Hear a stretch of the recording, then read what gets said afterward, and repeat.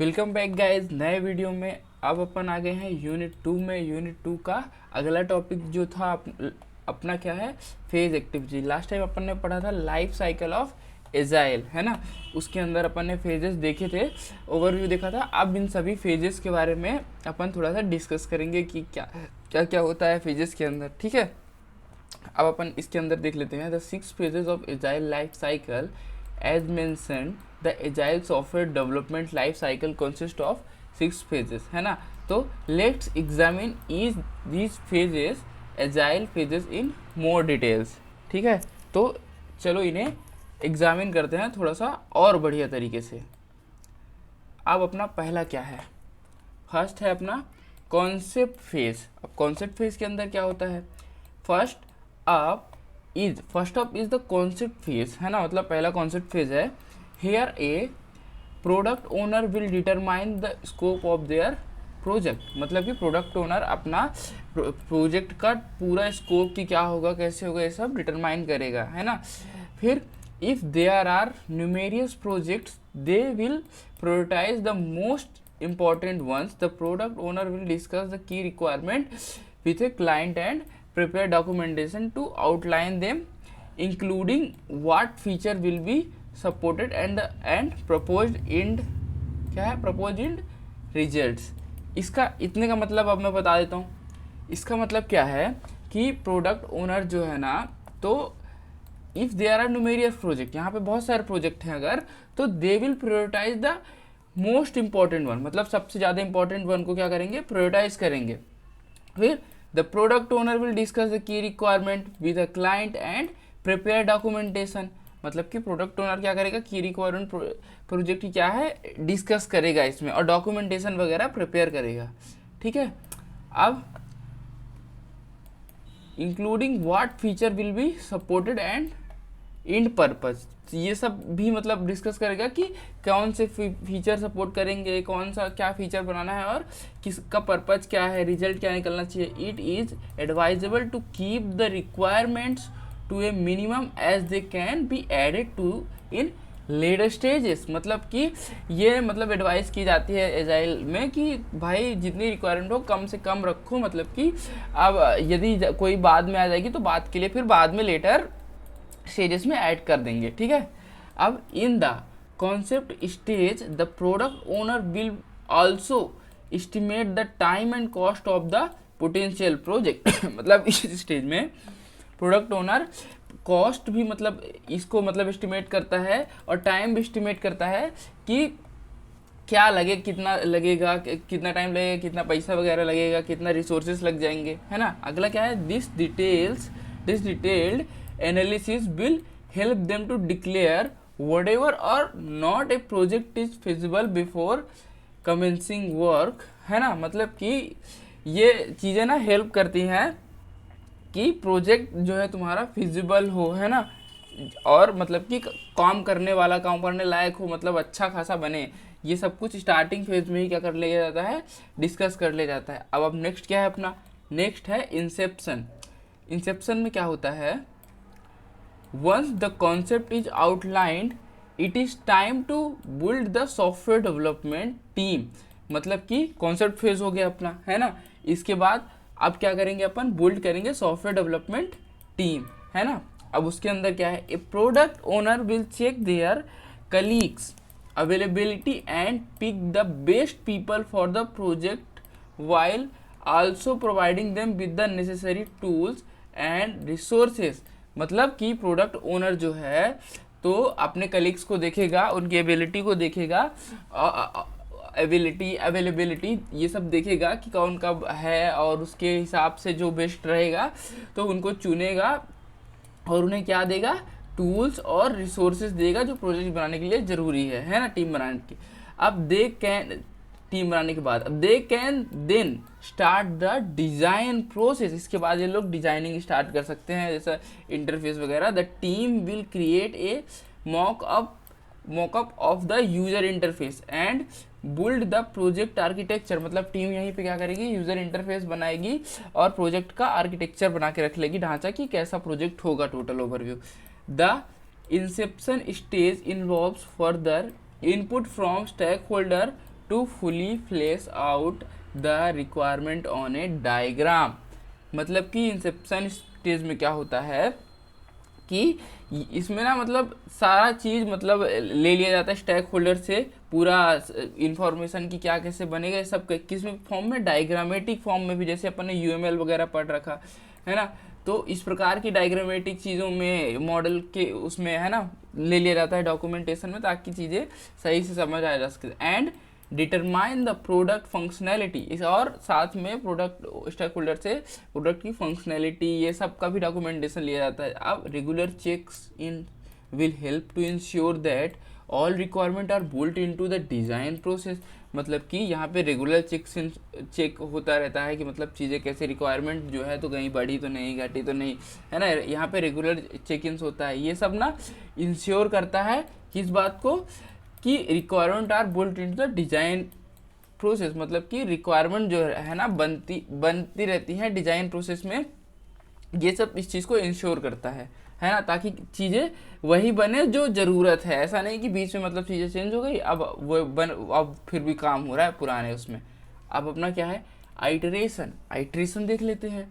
Next up is the iteration phase, also refer to as construction. मतलब कि इसको कुछ लोग कंस्ट्रक्शन भी बोलते हैं। It tends to be the longest phase as the bulk of the work. मतलब कि ये लॉन्गेस्ट फेज भी कहा जाता है काम के हिसाब से, जैसे काम इसमें ज़्यादा रहता है। Work is carried out here the, ये क्या लिखा हुआ है, ही क्या है, the developers will work with UX designers to combine all product requirements. मतलब यहाँ पे डेवलपर्स यूएक्स डिज़ाइनर के साथ कंबाइन वर्क करते हैं, क्या करने के लिए, ऑल प्रोडक्ट रिक्वायरमेंट्स को देखने के लिए। कि मतलब यूएक्स डिज़ाइनर पहले क्या करेंगे, एक डिज़ाइन बनाएंगे, उसके हिसाब से फिर डेवलपर्स को कोड लिखना पड़ेगा, है ना। अब एंड कस्टमर फीडबैक, मतलब कि यूएक्स डिज़ाइनर तो ठीक है, उसके साथ कस्टमर्स के फीडबैक भी तो निर्भर करते हैं कि उन्हें कैसा लग रही चीज़ें, है ना। फिर आगे क्या है, turning the design into code, the goal is to build the bare functionality of the product by the end of the first iteration. मतलब कि जो डिज़ाइन रहेगा उसको कोड में बदलेंगे, है ना। फिर अब मेन गोल क्या रहेगा, the goal is to build the bare functionality of the product by end of the first iteration. मतलब कि कम से कम फंक्शनैलिटी डेवलप कर दो इसके अंदर, इस प्रोडक्ट के अंदर फर्स्ट आइटरेशन में, है ना। और या फिर स्प्रिंट भी कह सकते हैं, स्प्रिंट अपन ने देख रखा कि क्या होता है, या फिर पहले स्प्रिंट में, स्प्रिंट यानी कह सकते हो एक फ्रेम ऑफ वर्क, फ्रेम जिसके अंदर काम होता है, इसके अंदर एक वो फ्रेम बना देंगे, ये इस फ्रेम में टाइम डिसाइडेड है, ये टाइम का फ्रेम है कि इतने दिन में कंप्लीट होना चाहिए, तो वो वर्क रहेगा, है ना। अब additional features and tweaks can be added in later iteration. मतलब अलग से और फीचर जो ऐड करने हैं तो अगले आइटरेशन में ऐड किए जा सकते हैं। This stage is a cornerstone of the agile software development. मतलब कि ये स्टेज जो है तो मेन फेज ऐसा कह सकते हो कि एजाइल सॉफ्टवेयर डेवलपमेंट का मेन फेज है। अब enabling developers to create working software quickly. मतलब ये डेवलपर्स को इनेबल करता है कि क्विक मतलब जल्दी से सॉफ्टवेयर बना सको, है ना, काम करने वाला वर्किंग सॉफ्टवेयर। कैसे, जैसे कि मान लो एक बनाना है सॉफ्टवेयर, अब उसके सारे फीचर ना बना के एक फीचर जो सबसे इंपॉर्टेंट है वो जल्दी से बना के उसे वर्किंग बना दो, है ना। अब फिर धीरे धीरे अगले इटरेशन में सारे ऐड होते जाएंगे। इस प्रकार ये मतलब कि इसे क्विक कर देता है। And make improvement to satisfy the clients. इसी की वजह से इस इम्प्रूवमेंट्स में करता है और क्लाइंट सेटिस्फाई होते हैं, ठीक है। नेक्स्ट पे आते हैं अपन। नेक्स्ट क्या है, रिलीज देखते हैं कि रिलीज में क्या होता है ना। The product is almost ready for the release but first the quality assurance team needs to perform some tests. मतलब कि अब यहाँ पे प्रोडक्ट जो है ऑलमोस्ट रेडी है रिलीज करने के लिए, बट पहले क्या होगा, क्वालिटी एश्योरेंस होगा, है ना, किसके द्वारा, team needs to perform some test के द्वारा, ठीक है, परफॉर्म होंगे उस पर। Ensure the software is fully functional. उन टेस्ट से क्या होगा, इंश्योर होगा कि सॉफ्टवेयर फुली फंक्शनल है ना। These agile team members will test the system to ensure the code is clean. मतलब कि ये जो एजाइल टीम है ये टेस्ट कर रहा है, मतलब कि टेस्ट इंश्योर करेगा इस बात को कि कोड क्या है, क्लीन है ना। ये कैसे, इफ़ पोटेंशियल बग और डिफेक्ट आर डिटेक्टेड है ना, जो पोटेंशियल बग्स हैं और ये डिफेक्ट्स हैं वो डिटेक्ट कर लिए जाते हैं। और फिर अगला क्या है, the developers will address them swiftly, मतलब कि डिटेक्ट होंगे फिर डेवलपर्स इन्हें क्या करेंगे, एड्रेस कर लेंगे आसानी से। फिर user training will also take place during this phase which will require more documentation, मतलब इसमें यूजर ट्रेनिंग भी होती है जिससे मोर डॉक्यूमेंटेशन लगता है। अब यूजर ट्रेनिंग से इसमें क्या मतलब है कि जैसे अब क्लाइंट को दे दिए सॉफ्टवेयर है ना, सॉफ्टवेयर भी तो समझना पड़ेगा उसे कि कैसे चीज़ें होंगी, कैसे अंदर काम करता है ना क्लाइंट, तो वो चीज़ें भी इसमें रिक्वायर्ड हैं, वो यहाँ पे उसे समझाया जाता है। ठीक है, when all of these is complete, the product final iteration can then be released into the production, मतलब ये जब सारी चीज़ कंप्लीट हो जाती है फाइनल आइटरेशन में तो अब इसे प्रोडक्शन में दे दिया जाता है ना।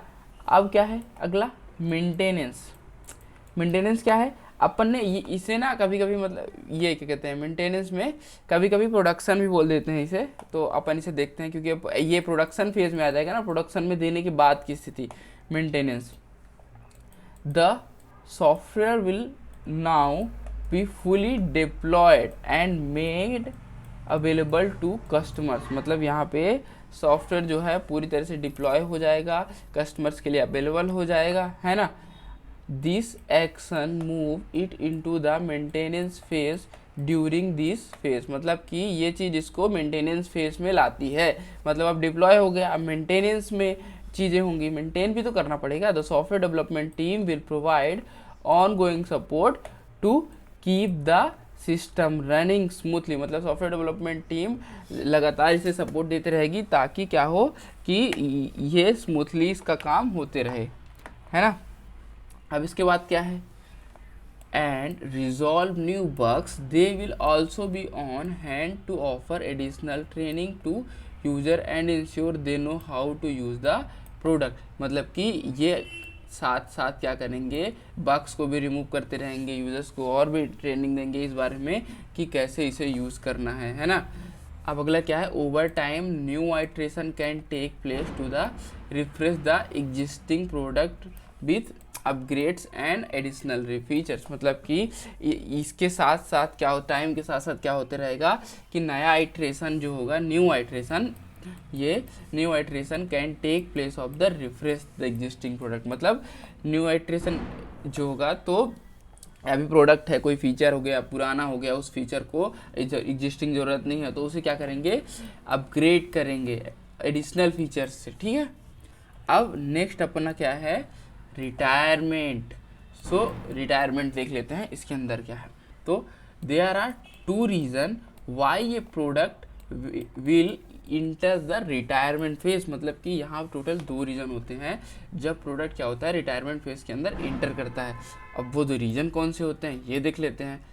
Either it is being replaced with new software, या तो ये क्या हुआ है, नया कोई ऐसा सॉफ्टवेयर आया है उसके द्वारा रिप्लेस कर दिया गया है, और या फिर the system itself has become obsolete और इनकम्पैटिबल विद द ऑर्गेनाइजेशन, मतलब कि या फिर क्या हो गया, सिस्टम जो सॉफ्टवेयर था वो उस निरंकुश हो गया है, वो किसी भी काम का मतलब नहीं रहा है और ऑर्गेनाइजेशन के साथ कंपैटिबल नहीं है, तब ये क्या होता है, रिटायरमेंट स्टेट में आ जाते हैं। ओवर टाइम, अब the software development team will firstly notify users that the software is being retired it, है ना, मतलब कि सॉफ्टवेयर तब क्या होता है, सॉफ्टवेयर डेवलपमेंट टीम क्या होती है कि नोटिफाई करती है कि अब सॉफ्टवेयर रिटायर हो रहा है ना। अब इसके बाद अपना क्या है, if there is a replacement the user will be migrated to the new system, मतलब यहाँ पे कोई रिप्लेसमेंट है अगर, मतलब इसके जगह में कोई और सॉफ्टवेयर काम कर सकता है किसी और फीचर के साथ, तो यूज़र को नए सिस्टम में शिफ्ट कर दिया जाता है, ठीक है, माइग्रेट कर दिया जाता है। Finally the developers will carry out any remaining end of life activity and remove support, मतलब कि यहाँ पे फाइनली क्या कर दिया जाता है, डेवलपर्स को ये सब मतलब कि इसकी एंड ऑफ लाइफ कर दी जाती है और सपोर्ट को रिमूव कर दिया जाता है। ठीक है, तो ये जो अपना रिटायरमेंट के साथ साथ यहाँ पे ये वाला फेज़ एक्टिविटीज़ का जो टॉपिक था अपना यूनिट 2 का, है ना, phase activities phases of agile life cycle, तो ये क्या होता है यहीं पे ख़त्म हो जाता है। ठीक है, तो यूनिट 2 का फेज़ एक्टिविटीज़ ख़त्म हो गया है। अब अपन नेक्स्ट टॉपिक नेक्स्ट डे देखेंगे। तो thank you for watch guys. जो भी मतलब ये वीडियो को पसंद कर रहे हैं इसे लाइक करो और प्लीज़ सब्सक्राइब करो, ताकि मतलब मैं भी मोटिवेट हो सकूं और नए नए वीडियो और भी मतलब एजाइल के जल्दी इसे कंप्लीट कर पाऊं। ठीक है, थैंक यू गाइज।